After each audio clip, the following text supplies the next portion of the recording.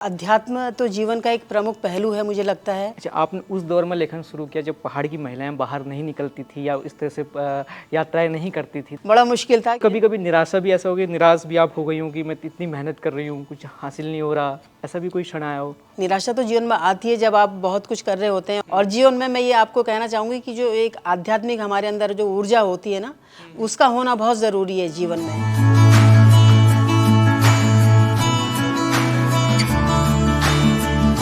नमस्कार, इंडिया.com के साहित्य को समर्पित विशेष कार्यक्रम लेखक से मिलिए में आपका स्वागत है। मैं हूं ललित फुलारा। आज हम आपकी मुलाकात करा रहे हैं डॉक्टर हेमा उनियाल जी से, जो पिछले 17 सालों से धर्म, अध्यात्म, पर्यटन पर शोधपूर्ण लेखन कर रही हैं। आपकी प्रसिद्ध रचनाएं हैं कुमाऊं के प्रसिद्ध मंदिर, मानसखंड, केदारखंड, जौनपुर, बाबर और रवाई। मैम, आपका हमारे इस कार्यक्रम में बहुत बहुत स्वागत है। बहुत बहुत धन्यवाद। अच्छा मैम, आप अपने परिवेश, बचपन और भाषाई संस्कार के बारे में कुछ बताइए। मेरा जन्म नैनीताल में हुआ और वहीं मेरी पढ़ाई हुई। वही मैंने एमए इकोनॉमिक्स में किया। उसके बाद फिर अपने सामाजिक कर्तव्यों के बाद मेरा विवाह हुआ और इसके बाद करीब 92 के बाद की बात है, ये लिखने का कार्य मेरा शुरू हुआ। और एक ये शुरुआत थी कि मुझे मंदिरों से कार्य करने के लिए मिला पहले। अच्छा, राज्य बनने से पहले से? जी, ये राज्य बनने से पहले की बात है। तो एक ये था कि उत्तराखंड के बारे में इस तरह से कुछ किया जाए और इसके लिए मैंने शुरुआत की, उन मंदिरों तक पहुंची। सबसे पहले मेरी जो किताब थी वो कुमाऊं के प्रसिद्ध मंदिर थी। उसके बाद फिर केदारखंड का मैंने लेखन किया। तो जब बृहद रूप से इन स्थलों को जाना, समझा, तो ये हुआ कि इनको एक समाज के सम्मुख लाने के लिए एक बहुत महत्वपूर्ण प्रयास करने होंगे, जो लेखन के साथ ही संपादन, यहाँ तक कि प्रकाशन भी स्वयं करना होगा। तो एक ऐसी धारणा को लेकर के ये कार्य शुरू किए और एक विशिष्ट मनोयोग था कि मुझे इन ग्रंथों को लिखने में बहुत आंतरिक प्रसन्नता की अनुभूति हुई। इसलिए जो लोग इन यात्राओं को करेंगे और जो इस पुस्तक को भी पढ़ेंगे यहाँ तक, उनको भी वही दिव्य आभा का अनुभव होगा, जैसा कि कई लोगों ने मुझे कहा भी है। आपने लेखन के लिए धर्म, अध्यात्म और पर्यटन को ही क्यों चुना? देखिए, जो हमारे पौराणिक ग्रंथ हैं, हम अगर वेदों से आगे की ओर बढ़ें तो हमारी जो ऋग्वेद है सबसे पुरातन ग्रंथ माना गया है जी। तो शुरुआत हमारी ग्रंथों से हुई है और अध्यात्म तो जीवन का एक प्रमुख पहलू है, मुझे लगता है। और मुझे लगा कि जो आध्यात्मिक पहलू है, जो मुझे शायद अपने घर, अपने परिवार से भी मिला और बहुत सारे ग्रंथों को पढ़ने के बाद एक आध्यात्मिक चेतना जीवन में आई। और मुझे लगा कि उत्तराखंड, जो कि मेरा घर भी रहा है और उत्तराखंड एक अपना परिवार भी है एक, और वहीं से मैं जन्मी हूँ, तो मुझे लगा कि उत्तराखंड के बारे में लोगों को जानकारी देना और वहाँ के बारे में, वहाँ के धर्म, संस्कृति, अध्यात्म को लोगों तक पहुँचाना मेरा प्रमुख ध्येय है। और ये 3 ग्रंथ, केदारखंड, मानसखंड, जौनसार, बाबर, रवाई, जौनपुर, इस पर वृहद शोध कार्य किया। लगभग 17 सालों का मेरा रिसर्च रहा, जिसमें विभिन्न यात्राएं रही और उन जगहों पर जाना, उन जगहों के फ़ोटोग्राफ लेना और उन जगहों के बारे में पूरा एक भौगोलिक, सांस्कृतिक दृष्टि से जनमानस तक उनको पहुंचाना। तो एक बहुत श्रम साध्य कार्य था और मैंने बड़े मनोयोग से कार्य किया है, मुझे इसकी खुशी है। अच्छा, मैं कहीं पढ़ रहा था कि आपने 300 से ज़्यादा मंदिरों को शोध किया जी। तो इस दौरान कोई ऐसे भी आपको संत मिले जो बड़े आध्यात्मिकता के स्तर पे पहुँचे हों? क्योंकि मैं कहीं सुन रहा था कि आपको ऐसे संतों से भी आपकी मुलाकात हुई। जी। हाँ, जो हमारा उत्तराखंड है वो तो एक संत परंपरा रही है। वहाँ पर चाहे केदारखंड है, मानसखंड है, जौनसार, बाबर है, एक प्राचीन संत परंपरा रही है। और बहुत सारे संत ऐसे रहे हैं जो जिन्हें हम नहीं मिल पाए, लेकिन हाँ, जिन संतों के साथ में कुछ महान संत रहे इस पीढ़ी के, उन लोगों से मेरी मुलाकात हुई और उनसे भी एक दिव्य आभा उनमें थी और उनसे उनके बारे में सुनने को मिला। जैसे नीम करोरी महाराज जी के बारे में सुनने को मिला। शीतला देवी हनुमानगढ़ में जो मंदिर है, वहाँ के जो पुजारी हैं भट्ट, वो उनके साथ में रहे हैं। तो उन्होंने जिस तरह से उनके बारे में बताया, अपने अनुभव शेयर किए, तो ये था कि वो सुनना बहुत महत्वपूर्ण था। लेकिन मेरा ये रहा कि मैं उन संतों से मिल नहीं पाई। लेकिन कुछ संत अभी भी ऐसे हैं उत्तराखंड में जो छुपे हुए हैं गुफाओं, कंदराओं में, जो लोगों तक नहीं मिलते। जैसे बनखंडी महाराज हैं, 7 ताल के ऊपर, बड़े अच्छे संतों में एक हैं और उनके साक्षात दर्शनों का मुझे लाभ मिला और उनसे मुलाकात हुई। उनके आश्रम में भी हम गए। तो ऐसे है कि संत मिले हैं और जिनों से हमें बहुत कुछ सीखने को मिला, जिनसे एक दिव्य आभा का हमें भी एक पहलू जानने को मिला, अनुभूति भी। कितना मुश्किल होता है, जैसे आपने बोला प्रकाशन भी खुद ही किया, तो कितना मुश्किल होता है कि मतलब पहले आप इतने सालों तक पूरे शोध करो, और यात्रा, सबसे अच्छी बात है कि आपने भ्रमण करके, यात्रा करके, स्वयं जाके बात करके चीज़ों को लिखा है, और ऐसे वहाँ के लोक मान्यताएं, पौराणिक मान्यताओं को आप सामने लेके आई हैं, तो कितना मुश्किल होता है उसके बाद खुद प्रकाशन करना, ऐसे इतनी सारी चीज़ों को इकट्ठा करना।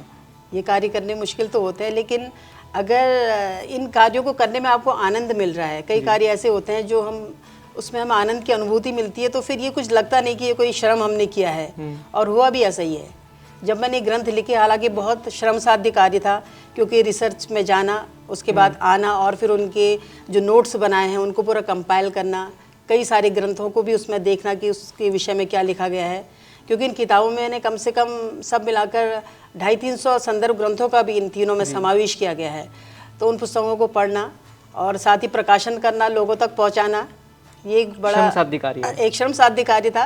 लेकिन ये होता है कि जब कोई भी कार्य, ये श्रीमद् भगवद गीता में भी कहा गया है कि जब कोई भी कार्य आप बड़े मनोयोग से करते हैं, बड़े आत्मीयता से करते हैं उस कार्य को, तो आपको बिल्कुल भी नहीं लगता कि आपने कोई श्रम साध्य कार्य किया है। धार्मिक साहित्य जो है उसके प्रति युवाओं की जो रुचि कम होती हुई दिखती है कभी कभी, तो उसको आपको क्या लगता है कि मतलब हमारी जो युवा पीढ़ी है उसको धार्मिक साहित्य के करीब जाना चाहिए? ज़रूर जाना चाहिए। एक समय ऐसा आएगा कि लोग फिर इन्हीं की तरफ बढ़ेंगे, क्योंकि ये एक चक्र होता है समाज का जो चलता है, और वही अभी भी चल रहा है। अभी कुछ दुष्प्रचार भी हो जाता है कई बार, इस तरह से गलत धारणाएं बना दी जाती हैं। तो जो आज का युवा है समाज, वो कई बार सही गलत को समझने में उसकी इतनी सामर्थ्य नहीं होती, और वो सुन के ज़्यादा चीज़ों को एक्सेप्ट करता है समाज से, या जैसा उसको सामने परोसा जा रहा है। अगर इसी बात को बहुत अच्छे तरीके से उन तक बातें पहुँचें तो वो ज़रूर इसको समझेंगे, क्योंकि आध्यात्मिक जीवन का एक बहुत ही महत्वपूर्ण पहलू है जिसे मैं मानती हूँ। इसके बिना जीवन नहीं है, क्योंकि अगर आपके जीवन में अध्यात्म है तो आपके जीवन में सुख है, चैन है। आप किसी भी परिस्थिति में आप अपने जीवन को बिता सकते हैं, बेहतर जीवन बिता सकते हैं। आपके पास चाहे उतने साधन नहीं हैं, आप उतने संपन्न नहीं हैं, लेकिन फिर भी अगर आपके जीवन में अपने अध्यात्म लिया है, आप संस्कारित हैं, तो जीवन बहुत आसानी से गुजर जाता है। और ये चीज़ें युवा पीढ़ी को समझनी होंगी आगे, और बहुत लोग फॉलो भी कर रहे हैं अच्छे अच्छे संतों को, जो लोग अच्छे विचार दे रहे हैं समाज के सामने, लोग उनको फॉलो करते हैं और उनके विचारों को जानते हैं। अच्छा, सरकार से कोई मदद मिलती है इतना श्रम साध्य कार्य के बाद? देखिए, सरकार तक तो ये चीज़ें पहुंची भी हैं कि नहीं पहुंची मुझे पता नहीं, क्योंकि मैंने तो अपना कार्य किया है जो मुझे करना था जी। और मैंने ये किताबें भेजी भी हैं, लेकिन उस तरह से अभी रिस्पांस तो नहीं मिला है जिस तरह से मिलना चाहिए था। क्योंकि जिस तरह से लेखक अपना पूरा 17-18 सालों का जीवन इस कार्य में व्यतीत करता है और इतने महत्वपूर्ण ग्रंथ स्वयं प्रकाशित करके इनको समाज को देता है, तो अगली जिम्मेदारी उनकी बनती है जी। अब वो अपनी जिम्मेदारी कितनी बखूबी निभा पाते हैं ये उन पर निर्भर करता है। मेरा जो कार्य था वो मैंने बहुत अच्छे से संपन्न किया, और इसीलिए जो विद्वान समीक्षक हैं उन्होंने इन ग्रंथों के बारे में कहा है कि ये 21वीं सदी के केदारखंड मानसखंड ग्रंथ हैं जी। तो ये एक बहुत बड़ी उपलब्धि है कि इस तरह से इन किताबों को इतना महत्वशाली बनाया जाना। अच्छा, आपने उस दौर में लेखन शुरू किया जब पहाड़ की महिलाएं बाहर नहीं निकलती थी या इस तरह से यात्राएं नहीं करती थी, तो कितना जोखिम रहा उस दिन, परिवार से कितना समर्थन मिला? हाँ, ये भी बात है कि उस समय जब हम यात्राएं कर रहे थे बड़ा मुश्किल था, क्योंकि मेरी अधिकतर यात्राएं बसों से हुई है या जो भी साधन उपलब्ध थे, क्योंकि ये गाड़ी एक अपना व्हीकल करके जाना ये असंभव था। तो यात्राएं उस तरह से हुई है सरकारी बसों में, जो मिला आगे जो जिस तरह से चलती हैं, उपलब्धता है उत्तराखंड में। और उन जंगलों के मार्ग में जाना भी बड़ा दुष्कर था। तो कभी ये लगता था कि पता नहीं कौन से किस तरह से हम यहाँ पहुँच पाएंगे कि नहीं पहुँच पाएंगे। और साथ में भी एक ही लोग रहते थे परिवार के जो उस समय उपलब्ध होते थे, कभी मेरे पतिदेव, कभी मेरा पुत्र, कभी मेरा भतीजा, जो उपलब्ध रहता था, क्योंकि सबके अपने अपने कार्य थे और मैं तो स्वतंत्र रूप से इस कार्य को कर रही थी। परिवार का समर्थन पूरा समर्थन मिल रहा था। तो मुश्किल था ये यात्राएं, और इन यात्राओं पर भी एक अलग से पुस्तक निकल सकती है। अच्छा, कभी कभी निराशा भी ऐसा हो गई, निराश भी आप हो गई हूँ कि मैं इतनी मेहनत कर रही हूँ कुछ हासिल नहीं हो रहा, ऐसा भी कोई क्षण आया हो? देखिए, सच्चाई में कहें तो कभी कभी थोड़ा सा होता है, निराशा तो जीवन में आती है जब आप बहुत कुछ कर रहे होते हैं और उस तरह से नहीं आपको वो मिल रहा होता समाज से समर्थन। लेकिन फिर भी ये था कि ऐसा लगा नहीं मुझे, क्योंकि जीवन में आशावाद बहुत महत्वपूर्ण है, और इन किताबों को इतनी अच्छी उपलब्धि मिली है समाज के द्वारा, तो ये एक बहुत बड़ा सम्मान है जी। अच्छा, जब आपने यात्राएं की तो ऐसा भी कोई आया कि मतलब बहुत दुर्गम क्षेत्र में आप पहुंच गई हों और कुछ ऐसे बहुत वैसे जो भौगोलिक चुनौतियों का सामना करना पड़ा हो? जैसे हाँ, उर्गम क्षेत्र है, उर्गम क्षेत्र काफ़ी दुर्गम है, जो कि हेलंग से हम लोग जहाँ जाते हैं उर्गम घाटी की तरफ। जी जी। तो जब मैंने बासा गांव पड़ता है, वहाँ से भी 10 किलोमीटर सीधी चढ़ाई है, वहाँ पर मंदिर है, वंशी नारायण मंदिर। जी जी। तो उस मंदिर की यात्रा काफ़ी दुर्गम थी, क्योंकि पूरा जंगल से भरा हुआ, बांज बुरास के फूलों से, यहाँ तक कि भोजपत्र भी वहाँ पर उपलब्ध थे। तो उन मार्गों से गुजरते हुए जाना और फिर वापस आना, क्योंकि रहने का कोई स्थान नहीं था। वहाँ पर रॉक शेल्टर बने हुए हैं, जो गाय बकरी चराने वाले लोग जाते हैं तो वो रॉक शेल्टर का प्रयोग करते हैं, उन्हीं में रहते हैं। लेकिन हमारे लिए, हम रात रुक नहीं सकते थे, तो हमें फिर नीचे बासा गांव में आना था। तो सोचिए, एक दिन में 24-25 किलोमीटर तक की भी यात्रा एक दिन में पूरी की है, पैदल यात्रा। जी। अच्छा, ऐसी पुस्तकों की अकादमी में नहीं लगना चाहिए? मतलब अकादमी में ऐसे इनको सिलेबस में लगना चाहिए? जी, लगना चाहिए, लगना चाहिए, क्योंकि किताबें जब लोग जानेंगे तो उत्तराखंड के बारे में जानेंगे, वहाँ की संस्कृति के बारे में जानेंगे, वहाँ के मंदिरों के बारे में जानेंगे और वहाँ के वास्तुशिल्प को लेकर समझेंगे। तो जानी तो सब जगह चाहिए ये किताबें। इन किताबों के लिए आपको कई पुरस्कार भी मिले हैं, सरकारी और गैर सरकारी। तो सराहना तो मिली सरकार की तरफ से? जी, बहुत मिली है सराहना। और ऐसा भी हुआ कि जैसे आपने कोई मंदिर जब खोजा हो, उसकी कहानी आपको लोक में लाई हो, पाठकों के सामने लाई हो, तो फिर उसके बाद उस मंदिर की मान्यता और ज़्यादा बढ़ गई हो, ऐसा भी हुआ क्या किसी मंदिर को लेके? हाँ, जैसे अभी कार्तिकेय स्वामी मंदिर हम गए थे। कार्तिकेय स्वामी मंदिर है जनपद रुद्रप्रयाग में। तो बहुत कठिन यात्रा है, और जिस दौरान मैं गई थी वहाँ बर्फ पड़ी हुई थी, कोई पदचिन्ह नहीं थे कि कैसे पहुँचना है, और कोई था भी नहीं साथ में। हम 2 लोग थे मेरे साथ में, एक मेरे परिवार के थे। फिर हमें किसी ने कहा कि कोई लोग गए हैं अभी, आप लोग चलिए, शायद आपको वो मिल जाएं। तो हमें कोई नहीं मिला, सिर्फ उनके पदचिन्ह थे बर्फ में। अच्छा। और उसी पदचिन्हों पे चल के हम वहाँ तक, उस मंदिर तक पहुँचे जी। तो इस तरह से भी पहुँचे हैं। अच्छा, उसके बाद फिर आप घर आके लिखती थी, मतलब कैसे इनका लेखन कार्य किया? क्योंकि बहुत ही आपकी किताबें जो हैं वो भी बहुत ही मोटी हैं और बहुत ही ज़्यादा पन्नों की हैं, तो जी। एक तरह से ग्रंथ ही है पूरा। हाँ, नहीं, इसके लिए मैंने इस तरह से किया है कि जैसे हम जिन स्थलों तक पहुंचते थे, एक तो वहाँ के लोगों से पूरी जानकारी लेना, जो वहाँ के क्षेत्रीय लोग हैं वो आपको बहुत बेहतर बता सकते हैं, और साथ ही एक ग्रुप में डिस्कशन करना। कभी आप एक व्यक्ति से कोई जानकारी ले रहे हैं तो हो सकता है उसकी जानकारी दुरुस्त ना हो, तो अगर आप एक समूह में कोई सब्जेक्ट लेके बात कर रहे हैं तो हर दूसरे को करेक्ट कर सकता है कि नहीं, ऐसा नहीं, ऐसा है। तो इस तरह से एक ग्रुप में मैं ये डिस्कशन करती थी, उन मंदिरों तक जा कर के वहाँ के लोगों से, क्षेत्रीय लोगों से जानकारी लेती थी, और फिर वहाँ से नोट्स बना करके फिर लेखन कार्य घर पर होता था जी। और उस मंदिर का जो अध्ययन किया वो तो था ही, साथ ही जो भी उससे संबंधित मुझे और जानकारी मिलती थी अन्य किताबों में, वो भी मैं उसमें फिर उसको लेती थी संदर्भ के साथ में।